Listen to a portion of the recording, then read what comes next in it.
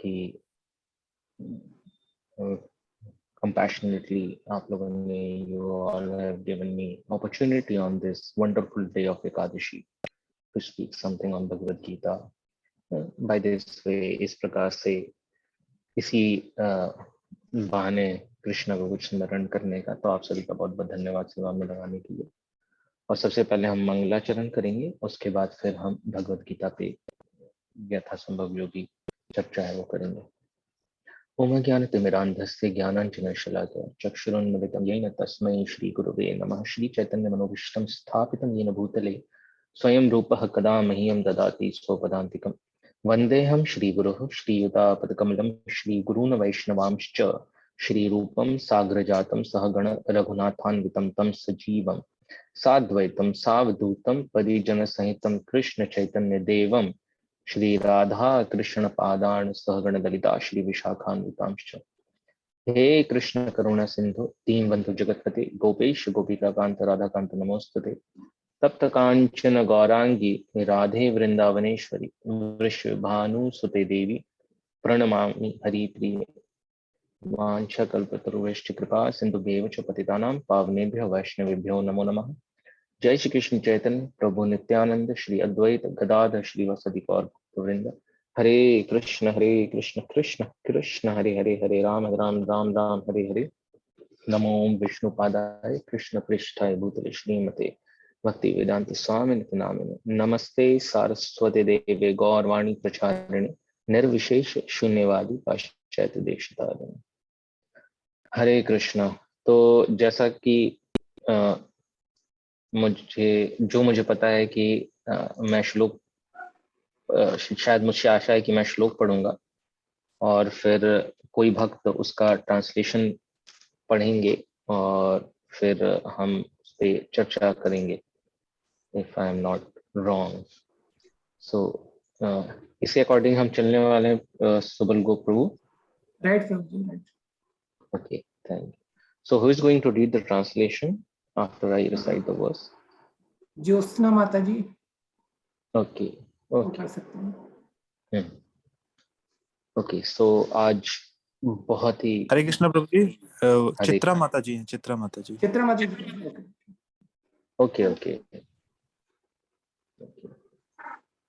सो बहुत ही महत्वपूर्ण वर्स है और मैं अपने आप को सौभाग्यशाली समझ रहा हूँ कि मुझ जैसे पतित भक्तों के लिए बहुत ही होपफुल वर्स है ये, और मुझे बहुत ही प्रेरणा मिली आज मैं पढ़ा इस वर्स को, जिसको मैं भी पढ़ने जाऊंगा। आपके लिए भी ये वर्स है, मेरे लिए भी ये वर्स है।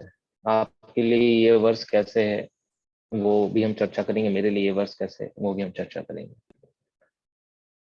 तो अपि चेद सुदुराचारो भजते माम अनन्य भाग साधुरेव समन्तव्यः सम्यग् व्यवसितो हि सः। यदि कोई जघन्य से जघन्य कर्म करता है किंतु यदि वह भक्ति में रत रहता है तो उसे साधु मानना चाहिए, क्योंकि वह अपने संकल्प में अडिग रहता है। तात्पर्य इस श्लोक का माता जी तात्पर्य, हाँ सॉरी माता जी, मैंने आपको बीच में इंटरप्ट किया। तात्पर्य काफी लंबा है इसका, तो हम उसमें से ऑलरेडी, जैसे मैंने तात्पर्य रीड किया है, बिकॉज ऑफ कोर्स हमें जो कुछ भी कहना है श्रील प्रभुपाद के वचनों के अनुरूप ही कहना है, हम हट के कुछ कह नहीं सकते। तो अभी ऐसा मुझे लगता है कि तात्पर्य अभी हम पढ़ेंगे तो थोड़ा उसमें टाइम अधिक जाएगा और चर्चा शायद हम ना कर पाए, but this is my just suggestion. तो इज इट ओके कि हम इस पर चर्चा सीधा प्रारंभ कर दें? जी प्रभु जी, जैसा आपके। ठीक है, थैंक यू माता जी, सॉरी फॉर इंटरप्टिंग, आपको बाधा बनने के लिए क्षमा चाहता हूँ। सो इसमें जो बहुत ही मुख्य जो वर्ड है अपि चेत सुदुराचारो, तो सुदुराचार भजते माम अनन्य भाग। तो दुराचार और भजते माम अनन्य भाग ये बहुत ही महत्वपूर्ण है, क्योंकि जो दुराचारी हो सकता है वो भगवान का भजन अनन्य भाग रूप से कैसे कर सकता है, ये क्वेश्चन है। साधुरेव समन्तव्य, भगवान और मतलब बम पे बम फोड़ रहे हैं, कॉन्ट्रडिक्टरी बातें कर रहे हैं यहाँ पे। लेकिन इनके बीच लिंक क्या है, संबंध क्या है, वो हमें समझना होगा। एक्चुअली इससे पीछे का जो श्लोक है, समोहम सर्वभूतेषु न मे द्वेष्योऽस्ति न प्रियः ये भजन्ति तु मां भक्त्या मयि तेषु चाप्यहम्। तो इसमें जो पिछला ये जो श्लोक था जिस पर चर्चा हुई थी लास्ट टाइम तक में, तो समः अहम सर्वभूतेषु, तो सारे जो जीव जंतु उसके प्रति मैं सम हूं। न में द्वेष्यो अस्ति, देशवः अस्ति न प्रिय, न मैं किसी से द्वेष करता हूं न प्रिय हूं। कोई ये ना समझे वाई गुड, अच्छे लोगों के साथ बुरा क्यों हो रहा है और बुरे लोगों के साथ अच्छा क्यों हो रहा है, ये लोगों के लिए बहुत बड़ा प्रश्न रहता है। और इस कारण से लोग भ्रमित रहते हैं, अरे कोई भगवान नहीं है। तो भगवान यही कहना चाहते सब कोई अपने कर्मों का फल भोग रहे हैं। जो भगवान को याद नहीं कर रहा है, जिसका भगवान से कोई लेना देना नहीं है, पहला लाइन उसके लिए है, सम हूं मैं उसके लिए, वो अपने कर्मों का भोग रहा है। और कर्म की गति को समझना बहुत ही मुश्किल है, भगवत गीता में भगवान बताते हैं ऐसा। गहनो कर्मणा गति, तो कर्म की गति को समझना बहुत ही मुश्किल है। हर कोई समझ नहीं सकता है उसको, तो सोचते हैं कि अच्छे लोगों के साथ बुरा हो गया, बुरे लोगों के साथ अच्छा हो गया। तो लेकिन सेकंड लाइन जो है वो भक्तों के लिए है, ये भजंती तुमाम भक्त्या, तू लेकिन, लेकिन रुको रुको रुको, यहां तक ही ये खत्म नहीं हो जाता है। अगर सिर्फ मैं इतना ही कह दूं समोहम सर्वभूतेषु, तो ये तो बहुत अजीब सी बात हो जाएगी। तो ये फिर मेरे अंदर वो गुण नहीं रहेगा जो जीवों को मेरे प्रति आकर्षित करे। तो वो तो सोचेंगे कि कुछ भी कर लो इनके लिए, ये तो वैसे ही ये सम है। मायावादियों के भगवान जैसे हो गए ये तो, निराकार भगवान। लेकिन ऐसा नहीं है, भगवान के अंदर दिव्य गुण है। ये भजंती तो माम भक्ते मयि तेषु चाप्यहम्, लेकिन जो मेरा भजन करता है, मेरी भक्ति करता है, वो मुझ में रहता है और मैं उसमें रहता हूं, क्योंकि मैं उसका मित्र हूं, वो मेरा मित्र है। तो इस प्रकार से भगवान ने पिछली बार कहा था, तो उसमें मुख्य बात यही थी यहाँ पे कि भगवान ऐसे तो सबके प्रति सम रहते हैं जो भगवान की भक्ति नहीं कर रहे हैं, लेकिन जो भक्ति नहीं कर रहे हैं, और भक्तों का विशेषता क्या है या विशेष बात भक्तों के लिए क्या है कि उनके साथ स्पेशल ट्रीटमेंट होता है, एक स्पेशल प्रकार से डीलिंग्स होता है। तो उसी को भगवान इस श्लोक में आगे बढ़ा रहे हैं। इस पिछले श्लोक पे हम ज्यादा चर्चा नहीं करेंगे, ऑलरेडी हुई होगी, लेकिन उसी श्लोक को भगवान किस हद तक भगवान अपने भक्तों का सपोर्ट करते हैं या अपने भक्तों को फेवर करते हैं या पार्शियलिटी करते हैं, वो भगवान आगे बता रहे हैं। तो अपि से चेत सुदुराचारो भजते माम अनन्य भाव, लेकिन कंडीशन क्या है, साधु मानना चाहिए। किसको साधु मानना चाहिए? तो दुराचारी है लेकिन अनन्य रूप से भगवान की भक्ति में लगा हुआ है, उसको क्या, उसको साधु माना जा सकता है। तो श्रीला प्रभुपाद अपने लेक्चर में कहते हैं एक जगह, मतलब साधु कौन है? जो भगवान के प्रचार में लगा रहता है, जो हमेशा भगवान के प्रचार के लिए तत्पर रहता है, वो साधु है। और एक जगह कहते हैं भगवान के जो निरंतर ध्यान में रहता है वो साधु है। तो इसका अर्थ यह हुआ कि जो आचार और प्रचार दोनों कर रहा है वो साधु है। तो आचरण भी महत्वपूर्ण है। आचरण में हमारा क्या हो गया? आचरण में हमारा साधना से संबंधित आचरण हो गया, हमारा सेवा से संबंधित आचरण हो गया, हमारा भक्तों के प्रति जो व्यवहार है उससे संबंधित आचरण हो गया। तो ये आचरण बहुत महत्वपूर्ण है। हमारा साधना कैसा होना चाहिए, साधना के समय हमारा क्या, चैंटिंग का हमारा क्या क्वालिटी है, रीडिंग हियरिंग का हमारा क्या क्वालिटी है, श्रील प्रभुपाद का बुक्स हम पढ़ रहे हैं नहीं पढ़ रहे हैं, और सेवा से रिलेटेड जब हम सेवा कर रहे हैं तो कितनी दक्षता से हम सेवा कर रहे हैं, क्या सेवा को बोझ समझ के कर रहे हैं या प्रेममयी सेवा कर रहे हैं, दूसरे भक्तों के प्रति व्यवहार कैसा है। ऐसा तो नहीं है कि ऑपरेशन सक्सेसफुल पेशेंट डेड, मतलब हमने कोई सेवा तो संपन्न कर दिया लेकिन सारे भक्त भाग गए। जैसे जब धमाका होता है तो फिर जब धमाका होता है तो धमाका का पर्पस तो सॉल्व हो जाता है, लेकिन फिर वहां कोई बचता नहीं है। तो कहीं ऐसा धमाका भक्त तो हम नहीं है। तो ये सारे बातों का विशेष रूप से ध्यान देना है। तो आचरण, 3 स्तर का आचरण है, सेवा साधना से संबंधित आचरण, सेवा से संबंधित आचरण, सदाचार से संबंधित आचरण।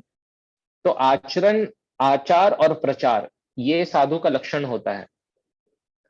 और जब कोई वैसा साधु होता है, भगवान क्या बताते हैं, भक्त, अगर हम भक्त है, अहम भक्त पराधीनो, ये अस्वतंत्र ही द्विज साधुवीर ग्रस्त हृदयम भक्तैर भक्त जनप्रिय। तो भगवान कहते हैं, भागवतम में भगवान कहते हैं, आई थिंक 9th कैंटो में, तो भगवान कहते हैं कि अहम भक्त पराधीनो, ये अस्वतंत्र द्विज, ये इसको कहते हैं, शुक्राचार्य को कहते हैं। तो भगवान भी अपने भक्तों के पराधीन हो जाते हैं और साधु से ग्रस्त होता है भगवान का हृदय। ग्रस्त मतलब क्या होता है, ग्रस्त मतलब कि व्यक्ति दिन भर उसी के बारे में सोचता रहे। हम अगर किसी चीज से ग्रस्त हो जाते हैं या किसी चीज की वस्तु से ग्रस्त हो जाते हैं, तो हम उसी वस्तु के बारे में सोचते रहेंगे या उसी व्यक्ति के बारे में सोचते रहेंगे, उसी परिस्थिति के बारे में सोचते रहेंगे। वो परिस्थिति हमारे मन में चलता रहेगा अगर हम ग्रस्त हो जाएं। ग्रस्त हो जा, लेकिन भौतिक रूप से अगर हम ग्रस्त होते हैं तो हम अस्त व्यस्त हो जाते हैं फिर। तो सुख नहीं रहता है, सब सूखा रहता है, ये प्रॉब्लम है उसमें। तो जब हम भौतिक रूप से ग्रस्त रहते हैं तो बड़े ही हम परेशानी में रहते हैं। और हम ग्रस्त क्यों रहते हैं, ग्रस्त मतलब क्या हो गया कि हम दिन रात उसी वस्तु को प्राप्त करने के विषय में सोच रहे हैं, बस वो वस्तु मुझे मिल जाए, वो वस्तु, वो व्यक्ति से मेरा संबंध स्थापित हो जाए, वो परिस्थिति अच्छी थी मेरे जीवन की, और हम उसी को सोच सोच के परेशान हो रहे होते हैं। लेकिन यहाँ भगवान बता रहे, भगवान भी ग्रस्त होते हैं। भगवान किससे ग्रस्त होते हैं, साधु से ग्रस्त होते हैं। भगवान साधु को भूल नहीं पाते हैं। आप समझ सकते हैं भगवान की मनोस्थिति। चैतन्य चरितामृत जो है वो it is mind of Krishna. Bhagavad Gita is words of Krishna, Srimad Bhagavatam is pastimes of Krishna, and Chaitanya Charitamrita is mind of Krishna. तो कृष्णा का माइंड क्या है, कृष्णा का माइंड ये है, कृष्णा का माइंड हमेशा सोचते रहता है भक्त के विषय में। तो भक्त लेकिन कौन है, साधु कौन है, अगर आप हम कृष्ण के विषय में, जो कृष्ण के विषय में सोचता है सदा हमेशा, भगवान उसके विषय में हमेशा सोचते हैं, क्योंकि वो साधु है।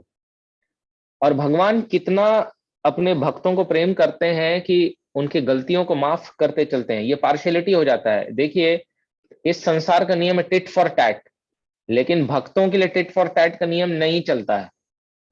तो अगर आपके जीवन में कोई परेशानी आ रही है तो आप समझ जाइए कि आने वाला बहुत बड़ा था, ये तो बहुत भगवान की कृपा से कम होके रह गया है। तो साधु बनना बहुत आवश्यक है। साधु बनने का जो कंडीशन है यहाँ पे, साधु बनने का कंडीशन क्या है, साधु से गलती हो सकती है, एक्सीडेंटल मिस्टेक्स हो सकते हैं, दुराचार हो, हम देखेंगे आगे कि आचार्य ने दुराचार का मतलब क्या कहा है। लेकिन भजते माम अनन्य भाग, अनन्य मतलब क्या हो जाता है, अनन्य मतलब अकिंचन, विदाउट डेविएशन। अनन्य का अर्थ क्या है, अनन्य का अर्थ है किसी और का शरण ग्रहण नहीं करना, केवल और केवल कृष्ण का शरण ग्रहण करना, कैसी भी परिस्थिति में कृष्ण का शरण ग्रहण करना। अब क्या होता है, ये दुराचार का अर्थ क्या है, दुराचार का अर्थ जो आचार्य हमारे बताते हैं, वो बताते हैं कि हिंसा करना, या आपको चोरी करना, या अवैध संबंध स्थापित करना। तो हिंसा करना, चोरी करना, अवैध संबंध स्थापित करना, ऐसे आप सोचिए कि एक भक्त, आप कोई भी भक्त, वो किसी दूसरे के भक्त के प्रति हिंसा कर दिया, चोरी कर दिया। मंदिर में कई बार ऐसा सुनने को मिलता है, चोरी हो गया, कोई पैसे लेके भाग गया, भक्ति यहाँ काम कर रहा था, कुछ ऐसा सेवा कर रहा था, या अवैध संबंध स्थापित कर ले। अब ये दुराचार, ये तो सही में सामाजिक दृष्टि से भी दुराचार है। अब भगवान भगवत गीता में एक जगह और बताते हैं, न माम दुष्कृतनो मूढ़ा प्रपद्यन्ते नराधमा माया अपहृत ज्ञान आसुरीम भावम आश्रितः। तो ये जो कार्य है, अभी आप जब हमने ये कहा कि हिंसा करना, चोरी करना, अवैध संबंध स्थापित करना, ये क्या रावणों के लक्षण नहीं है, ये तो रावण के लक्षण है।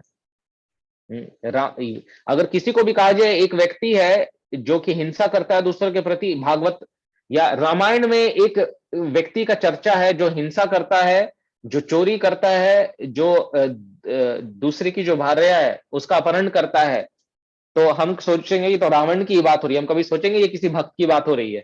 हम कभी नहीं सोचेंगे ये किसी भक्त की बात हो रही है।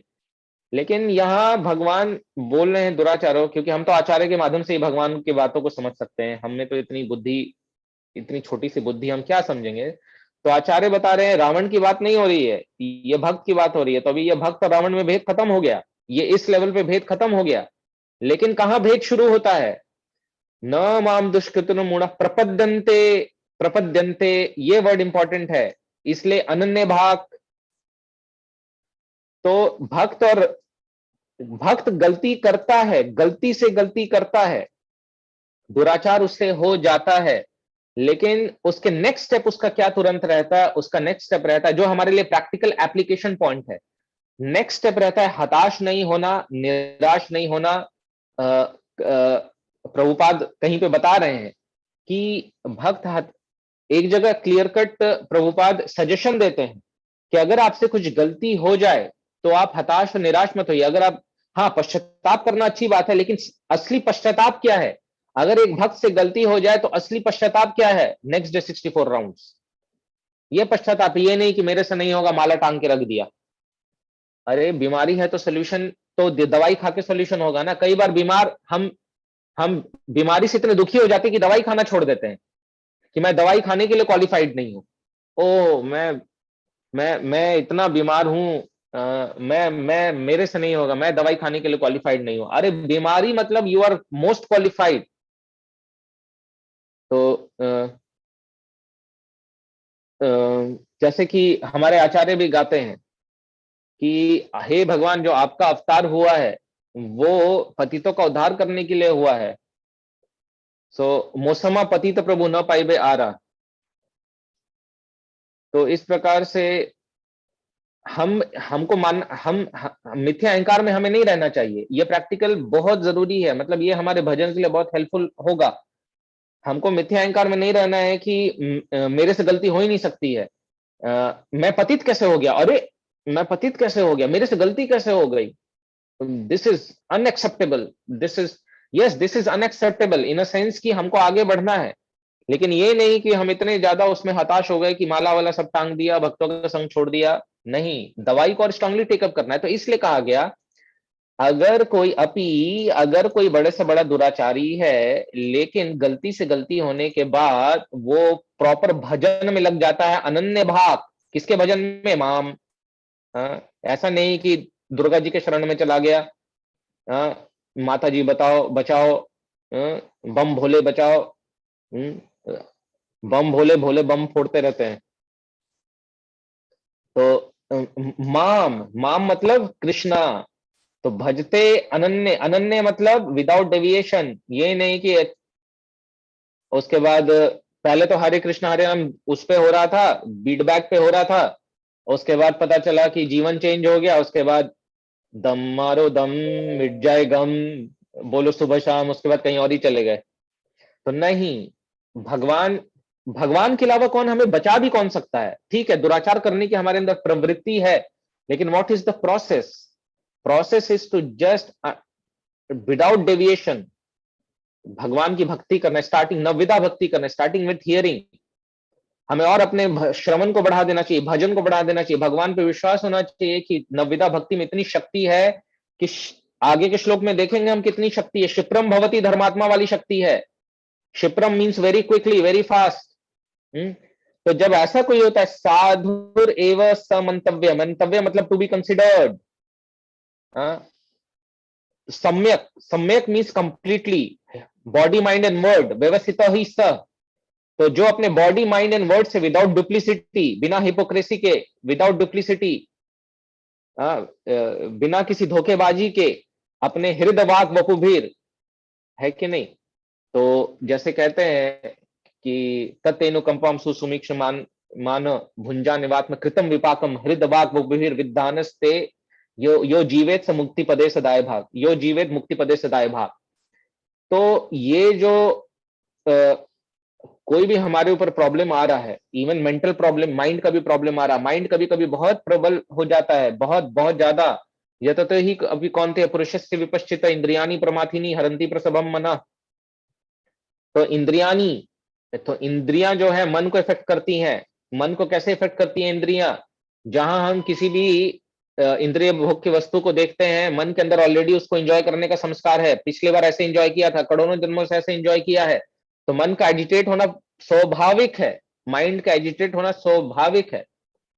लेकिन अगर और कभी कभी माइंड इतना एजिटेट हो जाता है, अगर हम डिवोशनल लाइफ में बहुत स्ट्रांग नहीं है, बुद्धि हमारी बहुत स्ट्रांग नहीं है, इंटेलिजेंस, तो इंद्रियों का जो वेग है वो मन को बहा के ले जाता है, और मन का जो वेग है वो बुद्धि को बहा के ले जाता है। देखिए पूरा उल्टा साइकिल चलता है, इंद्रियों से ऊपर मन है, मन से ऊपर बुद्धि है, बुद्धि से ऊपर आत्मा है, लेकिन उल्टा साइकिल चलता है।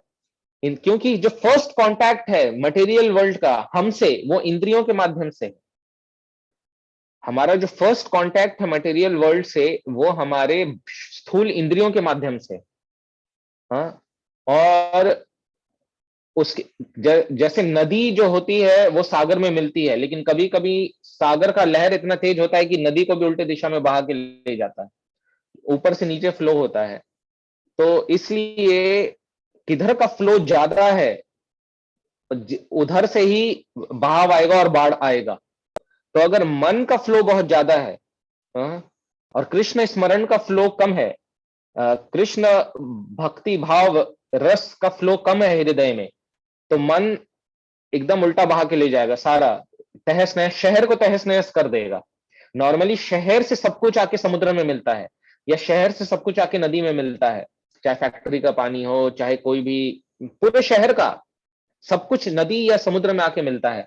लेकिन जब सुनामी आता है तो सारा कचरा वापस शहर में आ जाता है।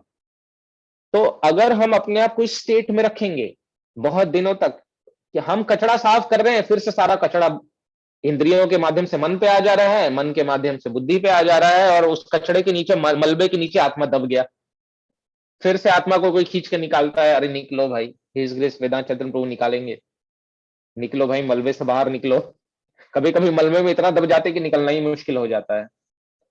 सो इसलिए हमेशा भक्ति रस का सुनामी चलते रहना चाहिए, वो बहुत इंपॉर्टेंट है।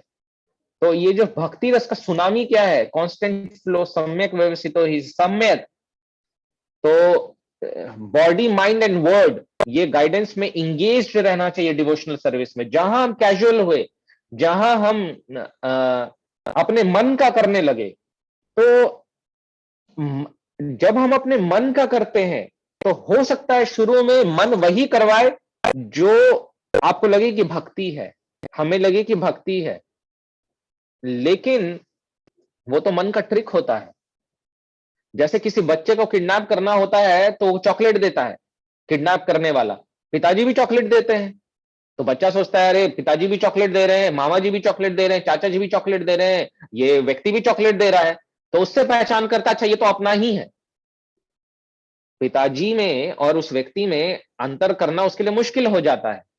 वो बोलता है पिताजी भी चॉकलेट देते हैं, ये व्यक्ति भी चॉकलेट दे रहा है, और चॉकलेट तो मुझे वही देते हैं जो मुझसे प्रेम करते हैं, तो लेट अस ईट चॉकलेट। तो ठीक है, ये तो व्यक्ति मेरा अपना है, लेकिन चॉकलेट खाने के बाद क्या होता है?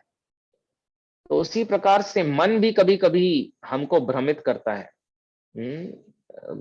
गाइड कहेगा भगवत गीता पढ़ो, और हम क्या सोचेंगे, अरे भगवत गीता तो बच्चों के लिए है, अरे रीडिंग ही तो करना है, रीडिंग करना है तो मैं क्यों ना चैतन्य चरितामृत पढ़ूं सीधा। भाई रीडिंग, श्रवणम कीर्तनम विष्णु स्मरणम लिखा हुआ है, श्रवणम शिला प्रभुपाद को कोई भी बुक पढ़ो श्रवणम ही है, शिला प्रभुपाद ने रिकॉर्ड किया उसको, कोई अंतर नहीं है। तो हम चैतन्य चरितामृत अपने मन से पढ़ लेंगे, क्या दिक्कत है?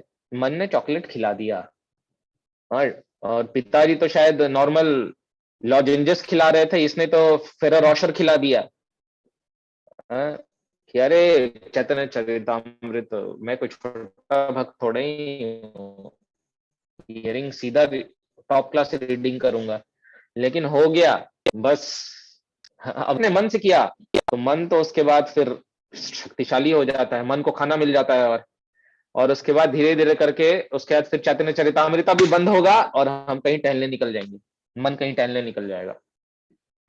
तो इसलिए सम्यक रूप से व्यवस्थित होना चाहिए। इसका अर्थ क्या है, बहुत हम समझेंगे गौर से इसको। इसका अर्थ यह है बॉडी भी गाइडेंस में कार्य करे, वर्ड्स भी गाइडेंस में कार्य करे, और माइंड भी गाइडेंस में कार्य करे। बॉडी का गाइडेंस में कार्य करना सबसे आवश्यक है, इनिशियल स्टेज में बहुत आवश्यक है, क्योंकि मन में देखिए गंदा पानी जब आता है तो कचरा भर देता है, साफ पानी आता है तो कचरा साफ कर देता है।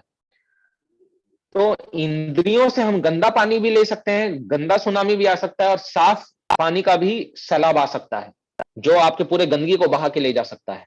तो जो सेवा है वो साफ पानी का सुनामी है, जो पूरे गंदगी को साफ कर सकता है।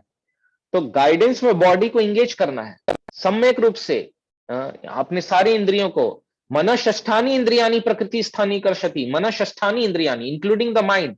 हम बोलते हैं हमारे 5 सेंसेस है, 5 सेंसेस है, माइंड एक 6 सेंस है। अभी विश्वामित्र के साथ प्रॉब्लम क्या हुआ, उन्होंने केवल माइंड को एंगेज किया, केवल माइंड को एंगेज किया, बाकी 5 सेंसेस को छोड़ दिया। कोई एंगेजमेंट नहीं है बाकी 5 सेंसेस का, बैठे हुए हैं ऐसे माइंड को एंगेज करके। तो क्या हाल होगा, ओम नमो भगवते वासुदेवाय, तो पता नहीं वो कर रहे थे नहीं कर रहे थे। बट पॉइंट इज कि कान का क्या, कान तो खुला छूटा हुआ था। इंद्रियानाम चरताम यन्मनुनो विधीयते तद अस्य हरति प्रज्ञाम वायुर्नामम इमाम भसा। तो इंद्रिया नामी चरताम, कान को चरने के लिए छोड़ दिया, कोई सुन ले आवाज सुन ले, खाली है कान, चैंटिंग नहीं कर रहे थे, हरे कृष्ण कृष्ण कृष्ण हरे हरे, हरे राम राम राम हरे हरे। तो चैंटिंग कर नहीं रहे थे, कान में सुनने के लिए कुछ था नहीं। हम भी कई बार वैसे ही करते हैं, खाली बैठे रहते हैं, ना रीडिंग कर रहे होते, ना चैंटिंग कर रहे होते, ना हियरिंग कर रहे होते हैं, कुछ नहीं कर रहे होते। तो डेंजरस सिचुएशन, हमें सीखना चाहिए। 60,000 साल तक कान में कोई आवाज नहीं आया विश्वामित्र का, नो साउंड एट ऑल। 60,000 साल, मतलब साउंड किसका, ऑफकोर्स आया होगा साउंड, शेर का, गीदड़ का, XYZ जिनका भी जंगल में आता होगा, बट जो साउंड कमजोरी थी, वो साउंड आज तक 60,000 साल तक नहीं आया। लेकिन जिस दिन आया उस दिन आंख खुल गया। तो कई बार क्या होता है कि हम उस इन्वायरमेंट में नहीं रहते हैं जिसमें प्रोवोकेशन हो, तो हम सोचते हैं कि हम बहुत उच्च कोटि के भक्त बन गए। हम अपने खुशफहमी में आ जाते हैं कि हम कमरे में बंद है, कोई कुछ है नहीं, न रसगुल्ला सामने रखा है, न चाट टिक्की सामने रखा है। लेकिन जहां हम बाके बिहारी के दर्शन करने वृंदावन में निकलते हैं तो सारी इंद्रियां भागना शुरू कर देती हैं। तो इसलिए विश्वामित्र नहीं बनना है कि खुशफहमी में बैठे हुए जंगल में अकेले। लेकिन जिस दिन पहला पायल का छनक सुनाई दिया, उस दिन उनका सारा ध्यान भंग हो गया। तो बहुत डेंजरस है। हो सकता है कि माया हमको इस खुशफहमी में आगे 20 साल भक्ति में रखे। विश्वामित्र को तो 60,000 साल रखा था। अब मृत्यु के समय हम कैजुअल भक्ति कर रहे हैं, हम अपना मौन मस्ती मतलब मन का मौजी, माया का फौजी बन के बैठे हुए हैं हम, और मृत्यु के समय अचानक, जैसे अकबर के साथ हुआ, तो मतलब एक व्यक्ति, बीरबल ने कहा, अकबर का मानना था कि उम्र के साथ व्यक्ति की कामों की इच्छाएं समाप्त हो जाती हैं, या रजोगुण तमोगुण का प्रभाव समाप्त हो जाता है। तो बीरबल ने कहा मैं इसका प्रूफ दूंगा। तो एक बार अकबर अपने किसी जानने वाले से मिलने जा रहे थे, उसकी मृत्यु हो रही थी, एकदम मृत्यु के शैया पे था, और फिर अकबर ने बोला मिलने चलेंगे। तो बोला हाँ मिलने चलिए, अच्छी बात है। फिर उसने कहा कि आपके पुराने मित्र हैं वो, और बचपन से आपके परिवार को देखा है, तो मैं भी उनको अच्छा लगेगा, आपकी बेटी भी आएगी तो मिलने के लिए, तो बेटी को अच्छे से तैयार करके आप ले चलिएगा, तो उनको अच्छा लगेगा कि चलो दर्शन हुआ मृत्यु के। बोले ठीक है, अकबर को घुमा फिरा कर उन्होंने कहा। उसके बाद वो व्यक्ति जब गया, मरणासन था एकदम। अकबर पहुंचे, आंख नहीं खोल रहा है, कुछ फर्क नहीं, हिल नहीं रहा है। बीरबल भी थे, कुछ नहीं। लेकिन जैसे ही उसके बेटी के चलने का पायल का छन छन आवाज आया, तुरंत उसका आंख खुल गया और गर्दन उस तरफ मुड़ गया, देखने के लिए कौन आ रहा है। तो ऐसा ना हो कि मृत्यु के समय हमारा भी ऐसा हाल हो जाए, कुछ इस तरीके का, नॉट नेसेसरली उसी ऑब्जेक्ट के प्रति या उसी सेंस उसके प्रति, बट कुछ भी हो सकता है हमारे लिए। ये कुछ भी हो सकता है, जैसे भरत महाराज के लिए हिरण आ गया लाइफ में, स्त्री तो नहीं थी, हिरण का बच्चा था। तो हमारी आसक्तियां हमारे हृदय में अगर जमी रहेंगी और हम अपने खुशफहमी में रहेंगे, क्योंकि जस्ट हम किसी प्रोवोकेटिंग सिचुएशन में नहीं पड़े हैं कि हम बहुत ऊंचे भक्त बन गए हैं, तो फिर बड़ा ही प्रॉब्लम हो जाएगा। इसलिए आवश्यक है अभी से कि गलतियां होंगी, दुराचार होगा, शिला प्रभुपाद का एक बहुत अच्छा स्टेटमेंट है। शिला प्रभुपाद से एक किसी भक्त को बता रहे थे कि अगर भक्ति में किसी से गलती नहीं हो रही है और फॉल डाउन नहीं हो रहा है, एक्सीडेंटल फॉल डाउन, तो समझो कि कुछ दाल में काला है। अति भक्ति चोरेरा लक्षण, ऐसा कहा जाता है ना।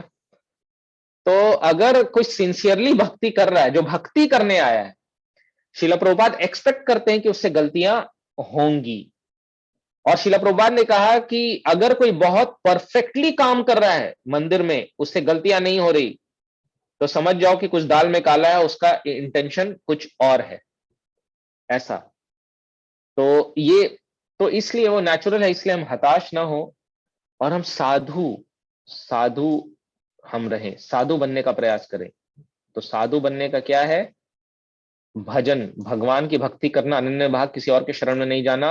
और किस तरह से करना? सम्यक रूप से, यानी बॉडी, माइंड एंड वर्ड्स, तीनों का हमको प्रयोग करके करना है। अगर एक्सीडेंटल फॉल डाउन हो भी जाता है, तो फिर भागवत में कहते हैं, न वे जनो जातु कथांचना व्रजेन मुकुंद सेव अन्यवद अंग संसृतिम। तो न वे जनो जातु कथांचना व्रजेन मुकुंद सेव्य अन्यवद अंग संसृतिम। स्मरण मुकुंदांग्रे उपगोहनम पुनर। तो इस प्रकार से बताया गया है भागवतम में कि विहातुम इच्छेन न रसग्रहो जना, विहातुम इच्छेन न रसग्रहम जना। तो बताया गया, न वे जनो जातो कथांचना व्रजेन मुकुंद सेवे अन्यवद अंग संस्थित। जिसने भगवान के चरणों की सेवा का एक बार स्वाद चख लिया, वो संस्कृतिम, वो संसार के चक्र में दोबारा नहीं फंसता। न वे जनो जातु कथांचना व्रजेन, तो वो नहीं, मुकुंद सेव्य अन्यवद अंग संस्कृतिम, तो दूसरों की तरह मुकुंद सेवी, क्योंकि वो मुकुंद सेवी है। मुकुंद सेवी का मतलब क्या है? मुकुंद मतलब क्या है? जो मुक्ति प्रदान करते हैं। तो मुकुंद, द मतलब देना, जो मुक्ति देते हैं, मुकुंद कहते हैं उसको। तो जो मुक्ति देते हैं, तो मुकुंद सेवी, जिसने भगवान का सेवा किया है, वो अन्यों की तरह अन्यवद अंग, हे अंग, तो हे मेरे प्रिय, संस्कृतिम, वो संसार में दोबारा अन्य कर्मियों की तरह नहीं फंसता है। क्यों नहीं फंसता है? उसका कारण है क्यों नहीं फंसता, उसका लक्षण है स्मरण। स्मरण मतलब रिमेंबरिंग, मुकुंदांग्री, मुकुंद अंग्री मतलब भगवान के चरण कमलों के सेवा का जो रस है या जो टेस्ट है, उसको वो स्मरण करके पुनर् विहतुम इच्छेन रसग्रहे न जन। तो रसग्रह जन, तो रसग्रह जन से गलती हो जाती है, लेकिन वो दोबारा संसार में फंसने की इच्छा नहीं करता है, तो वो फिर से स्थित हो जाता है। तो इसलिए देखिए, एक तो होता है प्रिपरेशन लीव और एक होता है एग्जाम। प्रिपरेशन लीव में कोई भी खुशफहमी में रह सकता है, मेरा प्रिपरेशन बहुत अच्छा है, लेकिन एग्जाम जब आता है तो सब दूध का दूध और पानी का पानी हो जाता है। लेकिन बुद्धिमान कौन होते हैं? बुद्धिमान वो होते हैं जो प्रिपरेशन लीव में पूरे मेहनत के साथ प्रिपरेशन करते हैं। तो हमारे भक्तिमय लाइफ में दो फेजेस रहेंगे, एक तो कंफर्टेबल इन्वायरमेंट, कंफर्टेबल सिचुएशन, एक प्रोवोकेटिंग सिचुएशंस। जैसे अर्जुन जब तक दोनों सेनाओं के मध्य में नहीं थे, तब तक वो कंफर्टेबल थे। देखूं तो कौन मुझसे युद्ध करना चाहता है, कौन है जो मुझसे पंगा लेना चाहता है, धूल धूल कर दूंगा, तो यमलोक पहुंचा दूंगा, कौन मूर्ख है जो मरने के लिए आया है, खूब तरह की एकदम शेर की दहाड़ मार रहे थे। तो वो दूर थे उस सिचुएशन से। लेकिन जैसे भगवान ने बोला, अच्छा मेरे मिट्टी के शेर, अभी तुम्हारा शेरगिरी निकालते हैं, और उसके बाद जैसे ही सामने रखा तो शेर तो भीगी बिल्ली बन गई। तो पॉइंट इज कि जब हम कंफर्टेबल सिचुएशन, प्रोवोकेटिंग सिचुएशंस नहीं है, तो हम बहुत अच्छे से प्रिपेयर करें, क्योंकि कभी भी प्रोवोकेटिंग सिचुएशन आ सकता है, कभी भी मेनका आ सकती है, कभी भी उर्वशी आ सकती है। मतलब एक सिंबॉलिकली मैं बता रहा हूं, नॉट जस्ट कोई स्त्री, कभी भी हिरण का बच्चा आ सकता है, कभी भी हो सकता है ऐसा। Are we prepared? और हम प्रिपेयर्ड नहीं रहेंगे तो बार बार फिर वही होगा। अरे एक जैसे एक था ना कि एक बार एक मतलब not to be taken otherwise, just एक एक बार एक व्यक्ति था। तो जाता था एक व्यक्ति जाता था रास्ते पे, तो किसी ने एक बदमाशी से क्या किया कि केला का छिलका फेंक दिया। अब केला का छिलका फेंक दिया तो उसको पता दिखा नहीं, तो वो फिसल के गिर गया। अब वो फिसल के गिर गया और अगले दिन फिर जा रहा था, तो अगले दिन भी जिसने था उसने केला का छिलका फेंक दिया। अब केला का छिलका फेंक दिया तो उसने सोचा कि मैंने फेंक तो दिया है, लेकिन आज कल तो ये गिरा था, आज संभल के चलेगा। तो उसके बाद वो व्यक्ति जो जा रहा था वो ऐसे जाते जाते सोचता है, ओए आज फिर केला का छिलका, आज फिर गिरूंगा, कह के उस पर पैर रखा और गिर गया। तो हमारा हाल भी वही है। कई बार हमारा हाल वैसा हो जाता है, हमारा प्रिपरेशन नहीं रहता है। ओए आज फिर माया, आज फिर फंसूंगा, और हम फंस जाते हैं। चिड़िया शिकारी आएगा, जाल फेंकेगा, दाना डालेगा, फंसना नहीं। कुछ देर बाद क्या होता है, तोता पेड़ पे बोल रहा होता है, उसका तोता जाल में फंसा रहता है और यही बोल रहा होता है। तो वो तोता हमें नहीं बनना है। हमें we have to prepare our self. जब हमें वैसा समय मिल रहा है जिसमें प्रोवोकेटिंग सिचुएशंस नहीं, हम कंफर्टेबल इन्वायरमेंट में है, हमारा जो सेंसेस को डिस्टर्ब करते चीजें वो हमारे आसपास नहीं, हम भक्तों के संग में हैं और ये है, तो हमें प्रिपेयर होना चाहिए, क्योंकि बाहर में बहुत फाइट है, माया ऐसे छोड़ेगी नहीं। तो एक्सीडेंटल मिस्टेक्स होंगे, लेकिन हमको प्रिपेयर रहना चाहिए। लाइसेंस नहीं है, ये लाइसेंस नहीं है कि एक्सीडेंटल मिस्टेक्स तो होंगे, ये तो शिला प्रभुपाद भी एक्सेप्ट करते हैं, तो करते रहो, संडे का कन्फेशन करते रहो चर्च में जाके। नहीं, ऐसा नहीं है। तो इसलिए एक हमारा 10 नाम अपराध में से एक नाम अपराध भी है, नामनो बलाद यस्य ही पाप बुद्धि न विद्यते तस्य यमैर ही शुद्धि। तो कहा गया है कि नामनो बलाद यस्य ही पाप बुद्धि, अगर कोई नाम के बल पर या भक्ति के बल पर पाप करने का प्रयास करता है तो उसको पाप बुद्धि कहते हैं। न विद्यते तस्य यमय ही शुद्धि, तो यमलोक में जाके भी उसकी शुद्धि नहीं हो पाती है। तो इसलिए कभी भी हम इसको लाइसेंस न लें, ये एक्सीडेंटल का है। और एक्सीडेंटल का निशानी क्या होता है? दुष्कृतनो जो दुष्कृतन लोग होते हैं और जो साधु होते हैं, उनमें डिफरेंस क्या होता है कि दुष्कृतन लोग जो होते हैं वो गलती करके, कैसे पता चलता है कि गलती हुई है? अगर गलती करके हम पुनः भक्ति में बहुत दृढ़ता से लग गए, दोबारा कृष्ण के शरण में चले गए, तो फिर मतलब हमसे एक्सीडेंटल मिस्टेक हुआ है। और अगर एक्सीडेंटल का नहीं का क्या लक्षण है कि बार बार वो गलती करेंगे और कभी कृष्ण का शरण नहीं लेंगे। तो इसलिए इस श्लोक को अगर हम समराइज करें तो ये है कि इनिशियली हो एक्सीडेंटली हमारे पुराने संस्कार के कारण हो सकता है कि हमसे बड़े से बड़ा गलती हो जाए, जो कि हम जानबूझ के नहीं करना चाहेंगे, बट परिस्थिति में हो जाए। लेकिन हमें कभी हताश नहीं होना है, निराश नहीं होना है, पश्चाताप करना है और अपने आप को कंडेम करना है। लेकिन पॉजिटिव पश्चाताप और पॉजिटिव कंडेम्पशन का लक्षण यह है कि व्यक्ति और दृढ़ता से भक्ति में लग जाएगा। भजते किसके भक्ति में? माम कृष्ण के। किस और क्वालिटी क्या रहेगा? अनन्य भाव, मतलब विदाउट डेविएशन, पूर्ण रूप से कृष्ण का शरण लेगा, तो वैसा व्यक्ति साधु कहलाएगा। और दूसरे लोग जो इस उसके बिहेवियर को ऑब्जर्व कर रहे हैं, उसको मंतव्य निश्चित रूप से उसको साधु मानना ही पड़ेगा। एव, क्योंकि साधु एव है, भगवान बोल रहे हैं कि जो नहीं मानेगा वो मेरे आज्ञा का अवज्ञा करेगा। जो नहीं मान रहा है साधु, उसको वो मेरे आज्ञा की की अवहेलना करेगा और वो पाप का भागी बनेगा, अपराध का भागी बनेगा। क्योंकि मैं कह रहा हूं सर्टेनली, सर्टेनली का अर्थ यह है कि निश्चित रूप से उसको साधु मानना चाहिए, मंतव्य मानना चाहिए। सम्यक व्यवस्थितो ही स, तो क्योंकि वो सम्यक रूप से, यानी अपने बॉडी माइंड वर्ड से फिर से व्यवस्थित, मतलब फिर से तुरंत भक्ति में नेक्स्ट सेकंड से लग जाएगा। छोड़ो, हो गया जो इसका उपाय क्या? पश्चाताप है, मुझे बहुत दुख है इसका, लेकिन इसका रेमेडी, दुख का सही में अगर दुख है तो और अच्छे से भक्ति करो, ये है। और दूसरों के लिए तो जैसा मैं कह रहा था, मेरे लिए इसमें क्या है? मेरे लिए ये है इसमें कि मैं तो बहुत पतित हूँ और दुराचारों से भरा हुआ हूँ, लेकिन प्रयास कर रहा हूँ। और आप सभी भक्तों के लिए ये है कि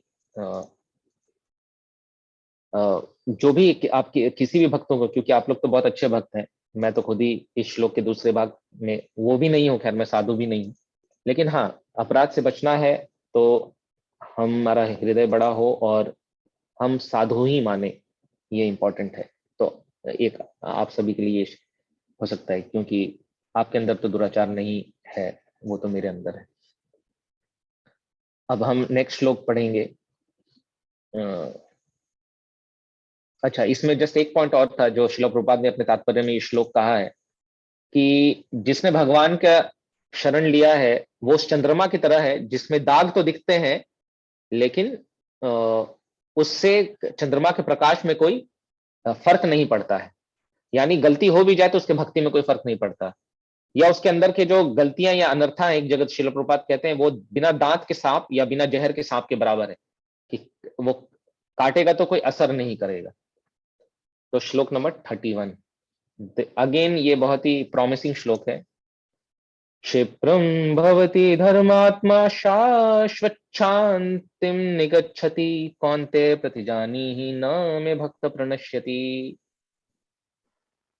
वह तुरंत धर्मात्मा बन जाता है और स्थायी शांति को प्राप्त होता है।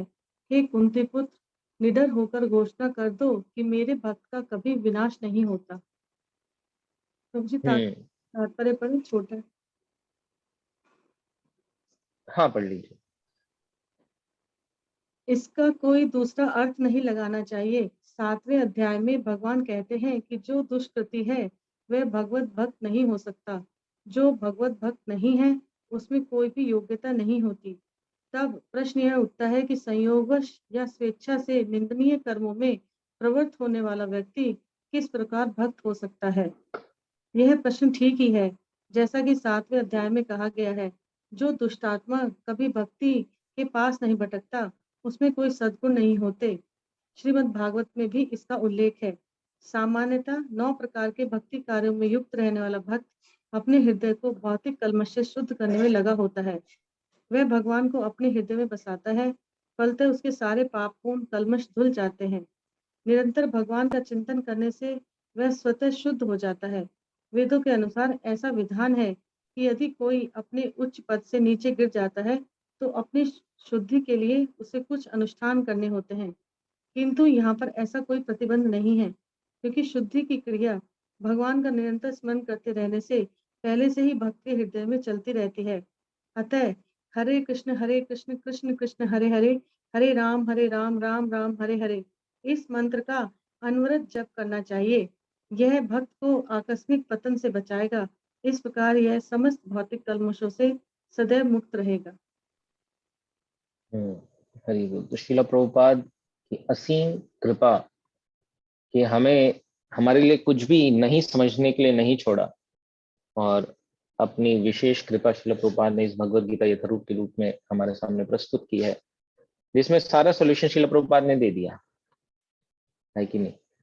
तो अब इसमें श्रील प्रभुपाद ने लास्ट में एकदम simple, therefore the chanting of Hare Krishna Krishna Krishna Hare Hare, Hare Ram Ram Ram Hare Hare should be continued without stoppage. तो बिना रुकावट के करना चाहिए। और अभी हम अरे बहुत बार क्वेश्चन पूछते हैं, मन कंट्रोल में नहीं हो रहा, बार बार गलतियां हो जा रही हैं। अरे हम क्या श्रील प्रभुपाद की इस बात को मान रहे हैं, कीर्तनिया सदा हरि। अगर हम मान रहे हैं तो सोल्यूशन तो दिया हुआ है। श्रील प्रभुपाद क्लियर कट कह रहे हैं, मेरे सामने इंग्लिश का खुला हुआ है। तो this will protect devotee from all accidental fall down. तो अभी हमने ऊपर एक्सीडेंटल फॉल डाउन का बात किया, लेकिन प्रोटेक्ट कौन होगा? जो सम्यक रूप से स्थित होगा वो प्रोटेक्टेड रहेगा। और सम्यक रूप से स्थित होने का सबसे आसान उपाय क्या है? Body mind and word. तो जब हम चैंटिंग करते हैं तो हृद वाग वपु भी तीनों हो जाता है। हाँ, जब हम चैंटिंग करते हैं तो अपने हम जीवा को चला रहे होते हैं, तो बॉडी भी लगा रहता है, जिसमें सेवन मुखे ही जीवादव। इंद्रियों में सबसे प्रबल क्या है? तार मध्य जीवा अति लोभोमय सुदुर्मति। तो हम जब प्रसाद पाते हैं तो हम मंत्र करते हैं ना कि सॉरी आज के दिन में प्रसाद का ज्यादा चर्चा नहीं करना चाहिए, लेकिन मुझे नहीं पनीर बटर मसाला का और गुलाब जामुन का और छोले भटूरे का और टिक्की चाट का चर्चा नहीं करना चाहिए, लेकिन इसलिए तो फिर कहते हैं कि शरीर अविद्या जाल जड़ेंद्रिय ताहे कल जीवे फैले विषय सागरे। तो शरीर जो है अविद्या जल है, जड़ इंद्रिया ताहे काल, और जड़ इंद्रिया जो है वही हमें काल के ग्रास में ले जाती है। जीवे फैले विषय सागरे तार मध्य जीवा आती, जीवे फैले विषय सागर, तो विषय के सागर में सबसे प्रमुख जो क्या है हमारे हमको डुबाने वाला, वो जीवा है। तो विश्वास नैव जायते, तो हमारा कभी हमारा भगवान के नाम में विश्वास नहीं होता, हमारा भगवान प्रसाद में विश्वास नहीं होता, तो विश्वास नैव जायते, तो ये हमारा विश्वास नहीं हो पाता है। तो जीवा सबसे प्रमुख है। तो जब हम चैंटिंग करते हैं तो फिर क्या जब हम तो सेवन मुखे ही जीवा तो स्वयं अवस्फुरित, तो जीवा सबसे इंपॉर्टेंट है। तो बॉडी लग जाता है, हमारा माइंड लग जाता है, क्योंकि माइंड जो है वो हरे कृष्ण कृष्ण कृष्ण हरे हरे, हरे राम राम राम हरे हरे, हरे कृष्ण। जब हम हरे कृष्णा बोलते हैं तो जब हम हरे कृष्णा बोलते हैं, हर वस्तु को हमको, मतलब मैं जस्ट ऐसे बता रहा हूं, हर वस्तु को हमको भोग करने की प्रवृत्ति होती है। क्यों भोग करने की प्रवृत्ति होती है? Because we are not able to identify everything as energy of Krishna. हम कृष्णा की एनर्जी के रूप में आइडेंटिफाई नहीं कर पाते कि ये कृष्ण का है और कृष्ण के लिए है, हम आइडेंटिफाई नहीं कर पाते हैं। और आइडेंटिफाई नहीं करने के कारण खुद को भी आइडेंटिफाई नहीं कर पाते कि हम कृष्ण के लिए, कृष्ण के हैं और कृष्ण के लिए है, और बाकी वस्तु भी वैसे ही है।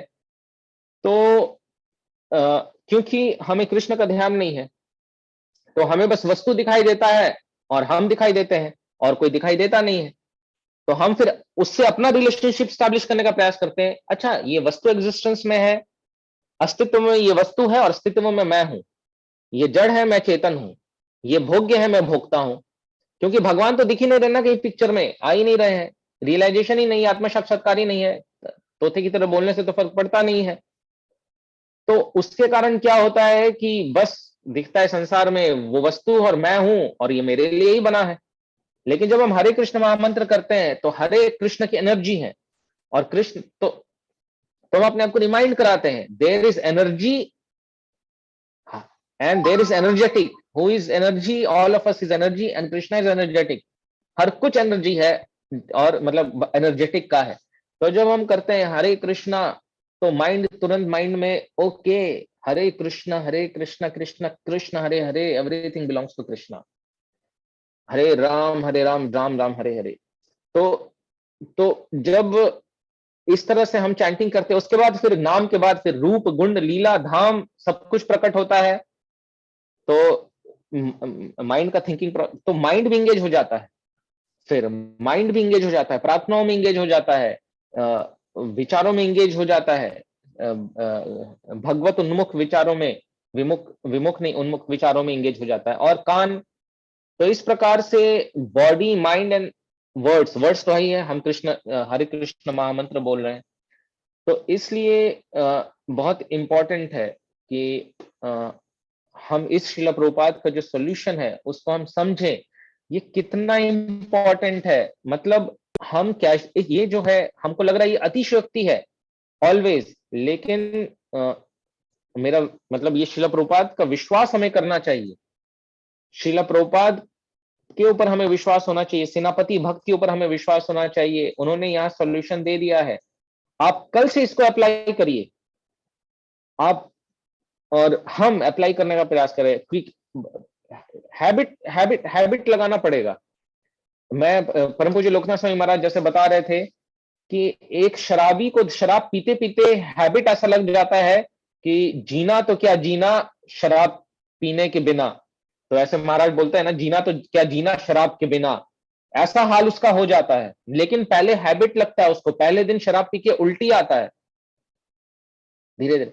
तो जिस चीज को हम करते जाएंगे उसका हैबिट लगते जाएगा, और उसके बाद हर चीज के साथ वही हाल होता है, जीना तो क्या जीना हरिनाम के बिना, ऐसा हाल हो जाएगा। लेकिन वहां तक पहुंचने के लिए प्रयास करना पड़ेगा, प्रयास के बाद ही कृपा मिलेगी। वो प्रयास क्या है? डेलिबरेटली हम कुछ भी कर रहे हैं, हम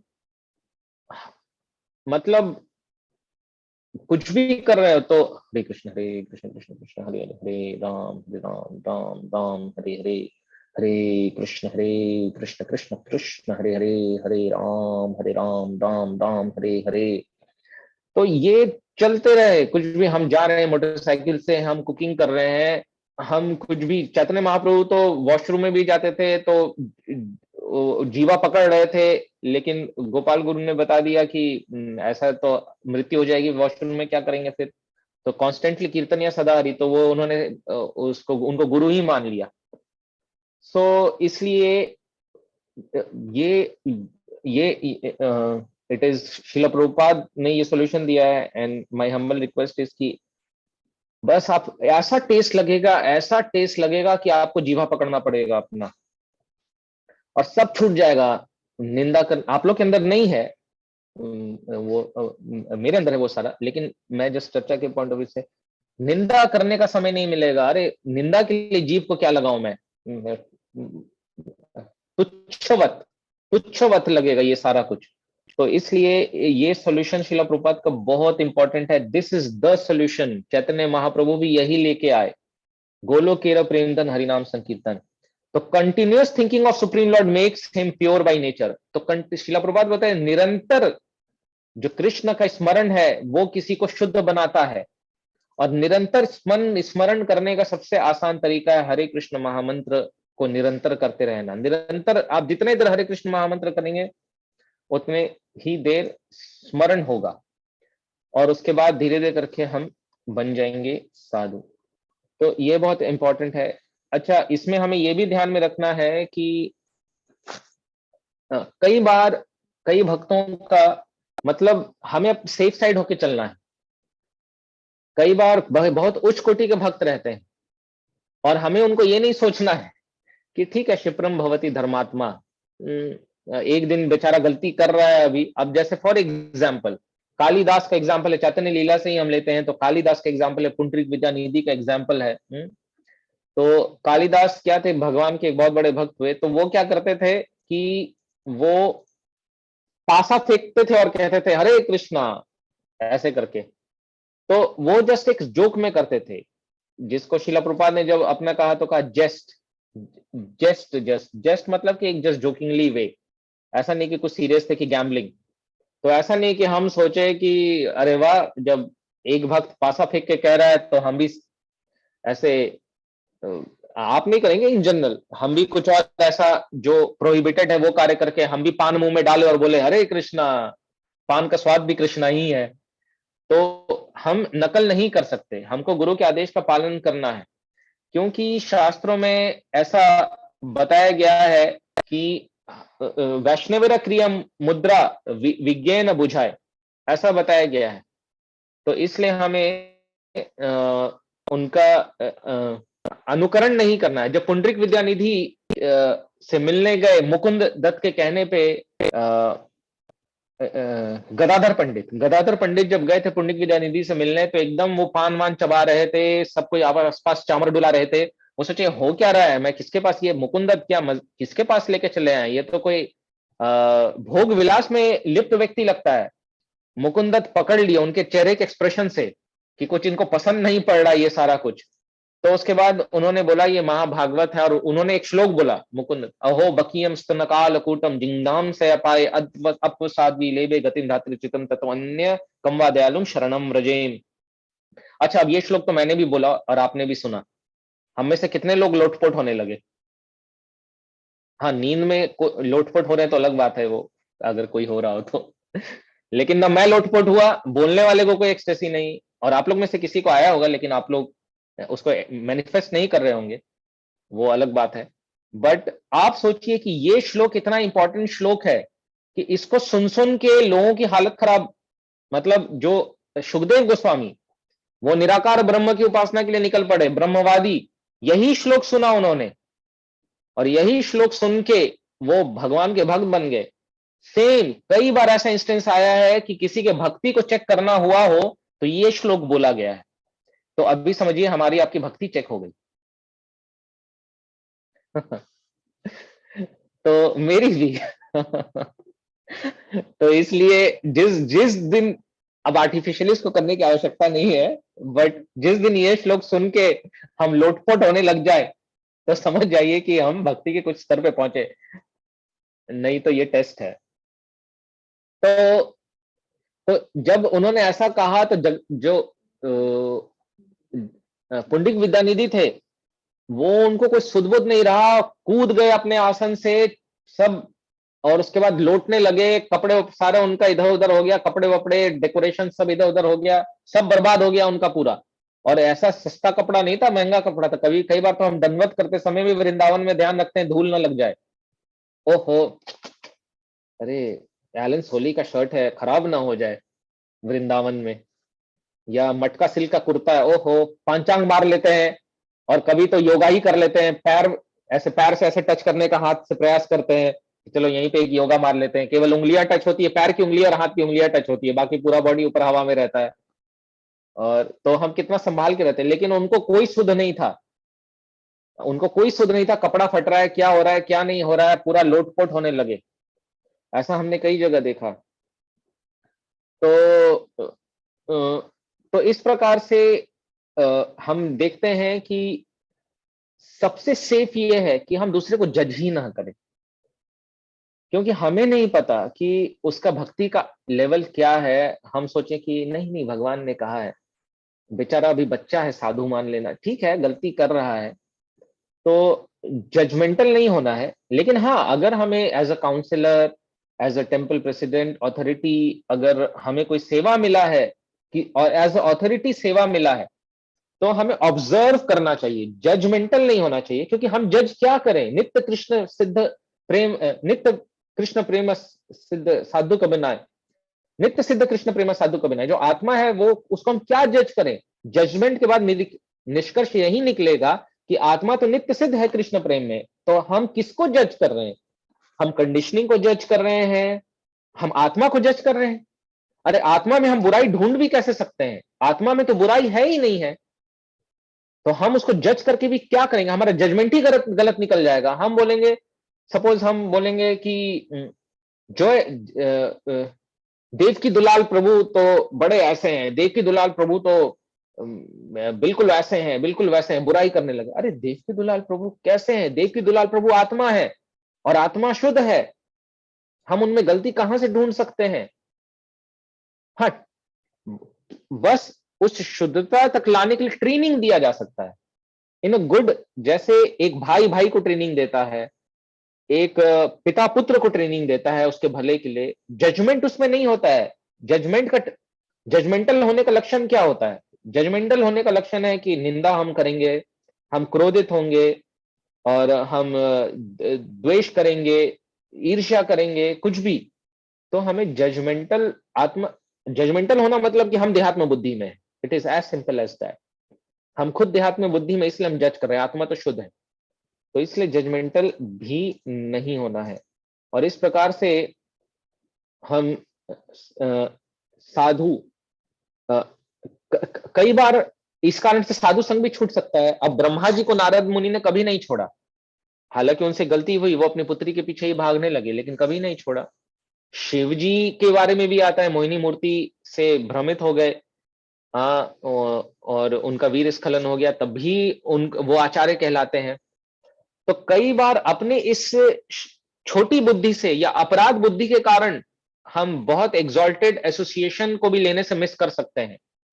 इसलिए कहा गया है कि साधु शास्त्र कृपया यदि कृष्णोन्मुख है, सई जीव निस्तारे माया तहारे छाड़िया छाड़िया। तो हम सुनते हैं कि माया ने पकड़ लिया है हमें, माया ने हमें पकड़ लिया है।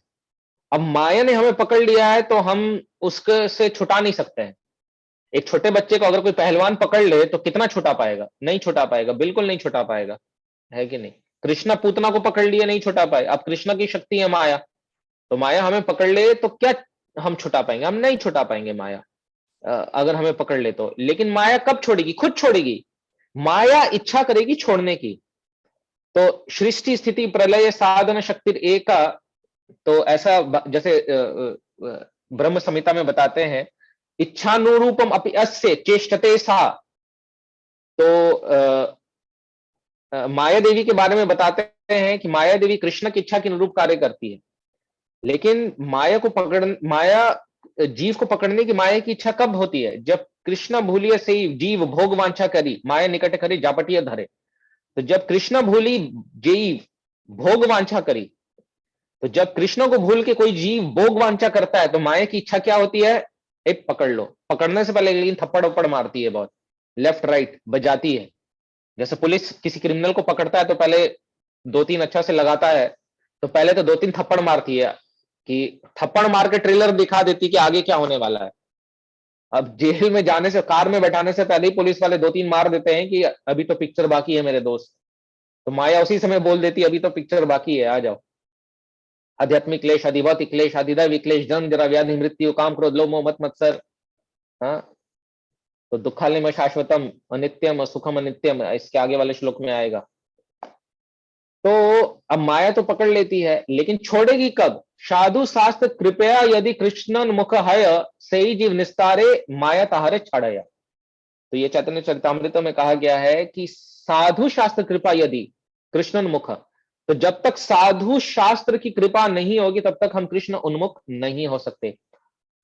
और जब तक हम कृष्ण उन्मुख नहीं होंगे तब तक हमारा पार नहीं लगेगा, माया नहीं छोड़ेगी हमें। माया तहारे छाड़या, माया इच्छा से छोड़ती है। तो अगर आप चाहते हैं कि, और हम चाहते हैं कि माया की इच्छा हो हमें छोड़ने की, तो हमें साधु शास्त्र का कृपा प्राप्त करना होगा।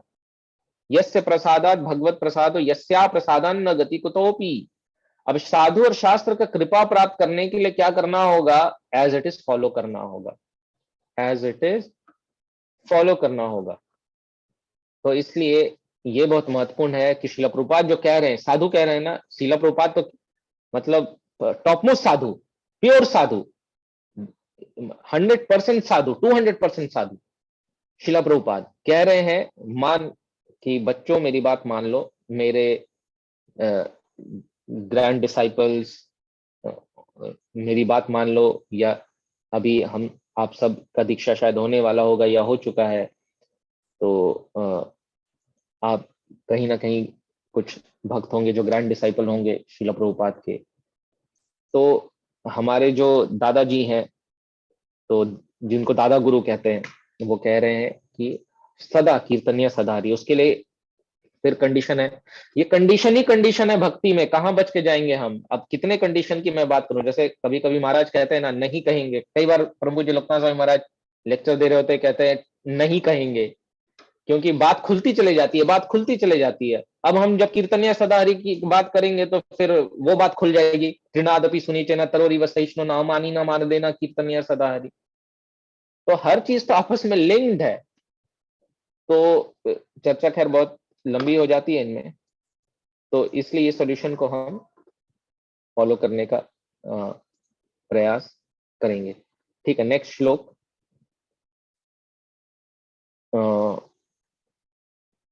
मां हि पार्थ व्यपाश्रित्य येऽपि स्युः पापयोनयः स्त्रियो वैश्यस्तथा शूद्रस्तेऽपि यान्ति परां गतिम्। हे पार्थ, जो लोग मेरी शरण ग्रहण करते हैं वे भले ही निम्न जना स्त्री, वैश्य, व्यापारी तथा शुद्ध श्रमिक हो क्यों न हो, वे परम धाम को प्राप्त करते हैं। प्रभु जी तात्पर्य। हम डिस्कशन ले लेते हैं सीधा। ठीक है। तो जैसे कि भागवतम में भी बताते, किराट हुनांद्र पुलिंद पुलकशा आभीर शुंभ यमन खसादया ये अन्य च पाप यद अपाप श्रेया श्रेया शुद्ध्यंति तस्मै प्रभु विष्णवे नमः। तो बताते किरात हुनांद्र पुलिंद पुलकशा आभीर शुंभ यमना खसादय। तो कोई फॉलन से भी फॉलन हो, फॉलन से भी फॉलन हो, ज्ञान मार्ग में, योग मार्ग में, ये सब में है कि पहले आप किस लेवल पे आइए तब इसको फॉलो कर सकते हैं। लेकिन कोई कितना से, ये भक्ति मार्ग कितना से भी, कितना भी फॉलन कोई क्यों ना हो, भक्ति करने के लिए क्वालिफाइड है। तो ये सबसे बड़े भक्ति की बात है। तो इसलिए यहाँ पे जैसे कह रहे हैं कि मामी पार्थ विपश्रित ये भी स्त्रियो पाप योनि है। तो पाप योनि कौन सा है? पाप योनि है स्त्री, वैश्य तथा शूद्र। मतलब कहने का अर्थ यह है कि जो पूर्व जन्मों में पापकृत रहे होंगे, अगर मनुष्य योनि उनको मिला भी है, जानवरों की बात छोड़ दें, हम पेड़ की बात छोड़ दें, मनुष्य योनि मिला भी है, तो स्त्री, वैश्य मतलब बिजनेस क्लास, स्त्री और शूद्र। तो अभी हमें ये नहीं सोचना चाहिए, अब of course Vaishnav are beyond this, Vaishnavas are not स्त्रीय, वैश्य और शूद्र, वैष्णवाज आर वैष्णवाज। लेकिन वैष्णव बनने से पहले ये कंडीशनिंग रहते हैं, एक फीमेल का बॉडी रहता है, एक वैश्य का बॉडी या शूद्र का बॉडी। अभी अगर कोई फीमेल नहीं भी है कलयुग में, तो कलियुग शूद्र संभवा।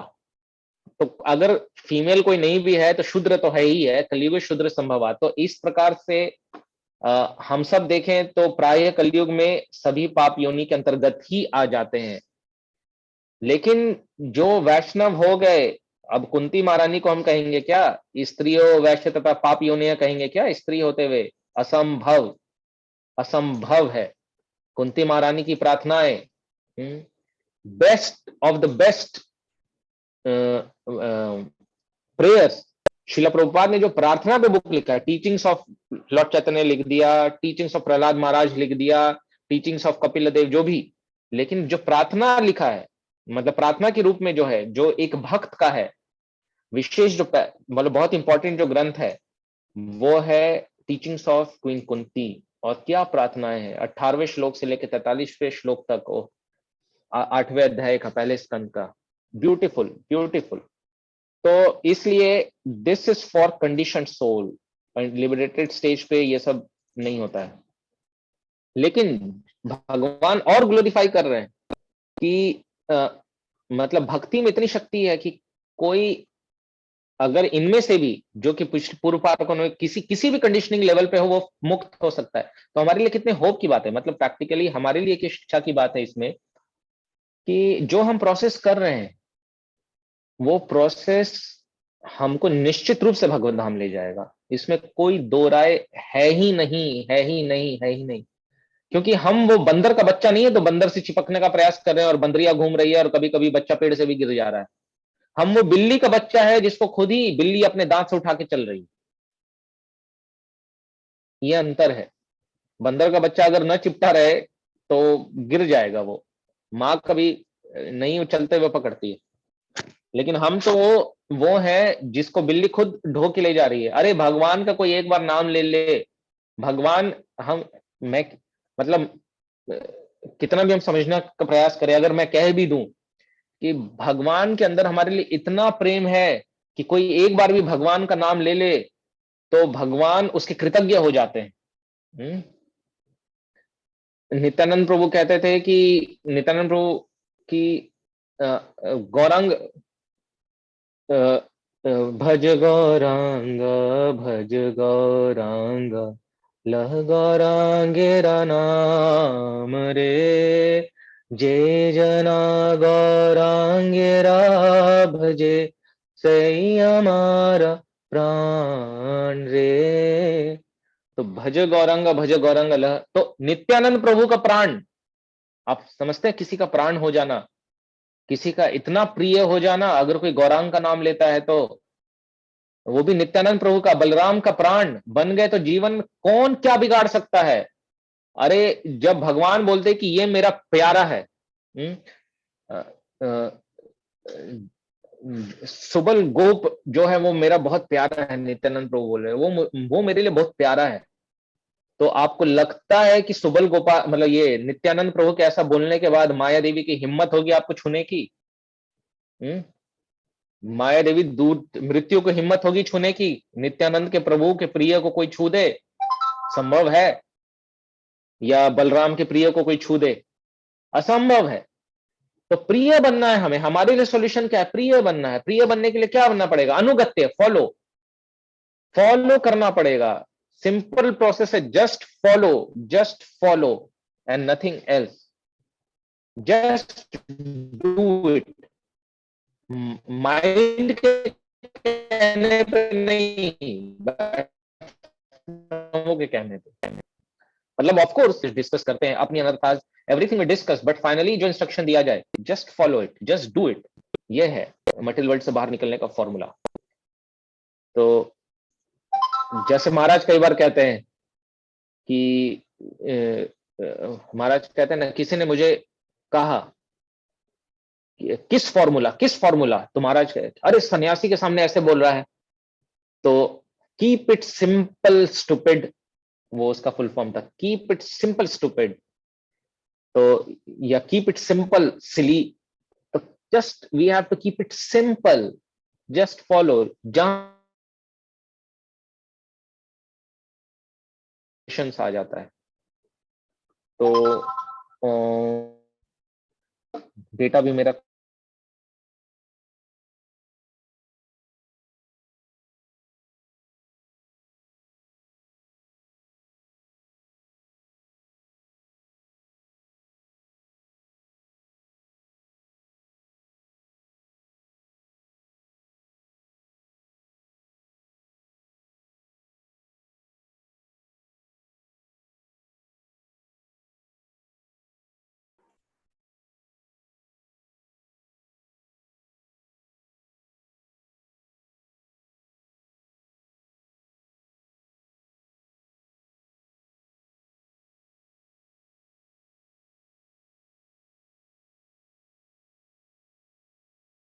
डेटा जा चुका है, तो थोड़ा डेटा एक्स्ट्रा इन्होंने देते होंगे कि थोड़ी देर काम और चल रहा है, अब्रप्ट स्टॉप नहीं हो। तो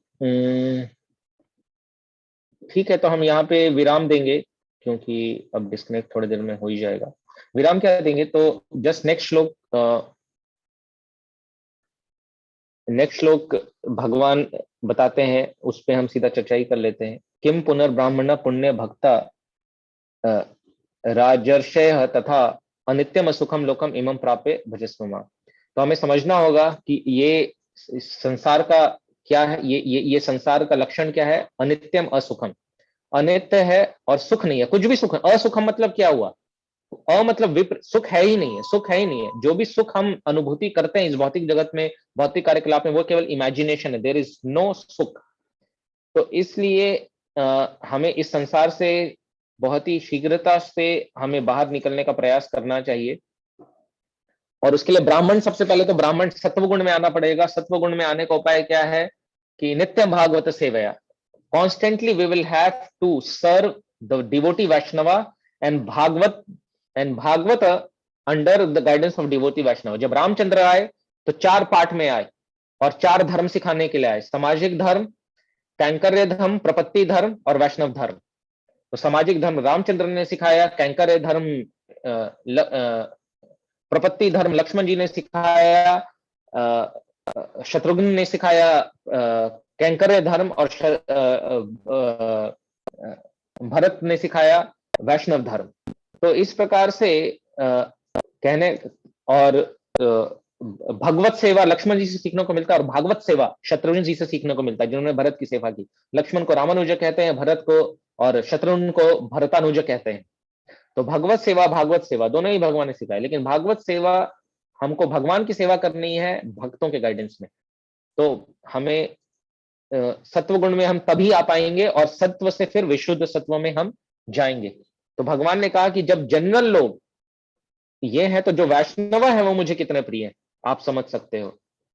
जो प्योर वैष्णवाज है वो मुझे कितने प्रिय हैं। और प्योर वैष्णव कोई कैसे बन सकता है, वो अगला श्लोक है, मन मना भव मद भक्तो मदीयाजी माम नमस्कुरु मामे वैश्यसी युक्त्वैवम् आत्मानं मत्परायणः। तो ट्रांसलेशन, इसका ट्रांसलेशन आप पढ़ दीजिए माता जी, सॉरी। ओके प्रभु जी।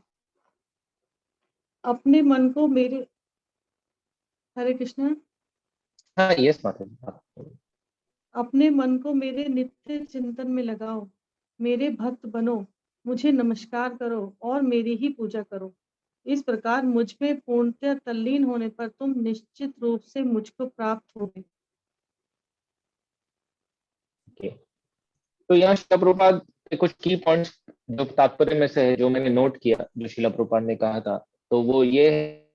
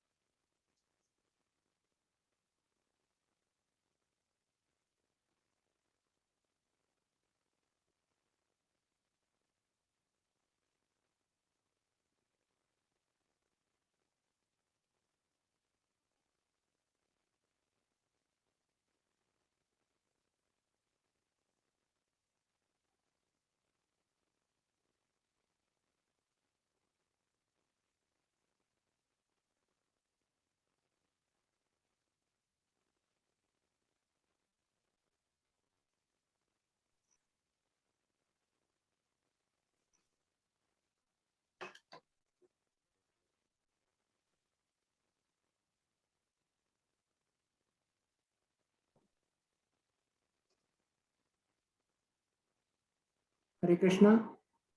ऐसा लगता है कि प्रभु जी का इंटरनेट कनेक्शन जो है वो ब्रेक हो गया है, इस वजह से कोई प्रभु जी अभी अवेलेबल नहीं है।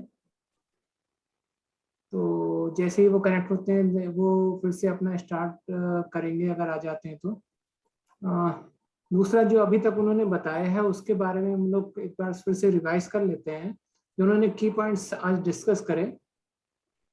उस की पॉइंट्स में सबसे पहले तो उन्होंने हमें ये सिखाया कि हमें भगवान का अनन्य भाव से मनन करना चाहिए और किसी और के शरण में नहीं जाना चाहिए। और अगर हम कोई गलती कर देते हैं तो हमें बहुत ज़्यादा निराश या हताश होने की जरूरत नहीं है, बल्कि पश्चाताप करने की जरूरत है। और पश्चाताप हम कैसे कर सकते हैं? वो है अपने श्रवण और भजन को बढ़ा करके। फिर उन्होंने हमें ये सिखाया कि अगर नॉर्मल कंडीशन होती है तो हम अच्छे से भक्ति कर पाते हैं, लेकिन जब कंडीशन रिवर्स हो जाती है तो बहुत मुश्किल होता है कि हम अपनी भक्ति को कंटिन्यू कर सकें। तो हमें हर वक्त जो भी हमें टाइम मिला हुआ है अपने प्रिपरेशन का, उसमें हम भक्ति की अच्छी तरह से तैयारी करें, जिससे हमारा जो मृत्यु के समय एग्जाम होगा भक्ति का, उसमें हम पास हो सके। तो हमें प्रिपरेशन अपनी बहुत अच्छे से करनी है।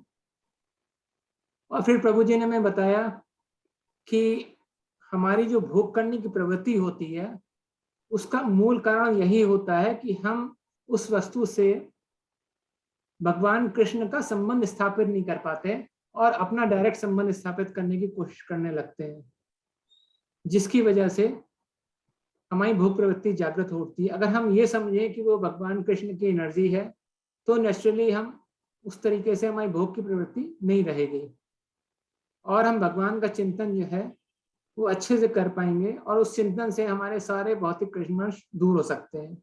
और इन कल्मश दूर करने के लिए हमारा सबसे अच्छा तरीका यह है कि हम हरे कृष्ण महामंत्र का जप करें।